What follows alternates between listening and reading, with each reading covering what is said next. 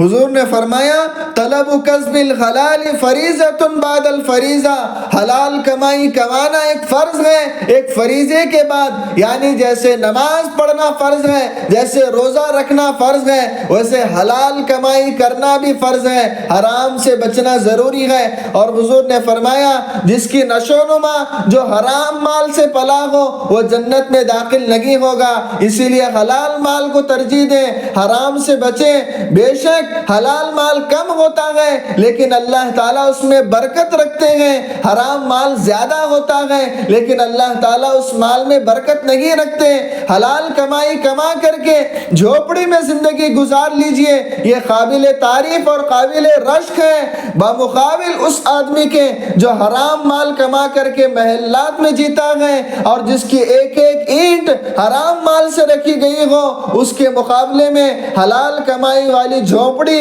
قابل رشک ہے، قابل تعریف ہے۔ وصول آخرت کے لیے، وصول جنت کے لیے حلال مال پر اکتفا کر لیجئے، کیونکہ جنت سے بڑی کوئی نعمت نہیں ہے۔ حرام مال کی عیاشیوں کو ترک کر دیجئے، حلال مال کو اختیار کر کے اپنے خواہشات کو کم کر کے اپنی زندگی کو سادگی کے ساتھ گزار لیجئے، انشاءاللہ آپ کا ٹھکانہ جنت ہوگا۔ اور بعض حضرات تو حرام مال کما کر کے خود سے اپنے میں یہ سوچتے ہیں کہ میں ان حرام کمائی میں سے چند خیر کے کام کر لوں گا اور اللہ تعالیٰ مجھے معاف کر دیں گے اور میرے حرام کمائی کو اللہ تعالیٰ حلال بنا دیں گے۔ اس سے بڑا بیوقوف انسان دنیا میں کوئی نہیں ہے۔ اگر کوئی حرام کمائی سے مسجد بناتا ہے تو اس کو ثواب نہیں ملتا بلکہ اس کو گناہ لکھا جاتا ہے، کیونکہ اللہ تعالیٰ نے جس مال کو حرام کیا، جو اللہ نے مال کو حرام کیا، اس مال سے وہ اللہ کا گھر بنا رہا ہے، بجائے اس کو ثواب ملنے کے اللہ تعالیٰ گناہ دیں گے۔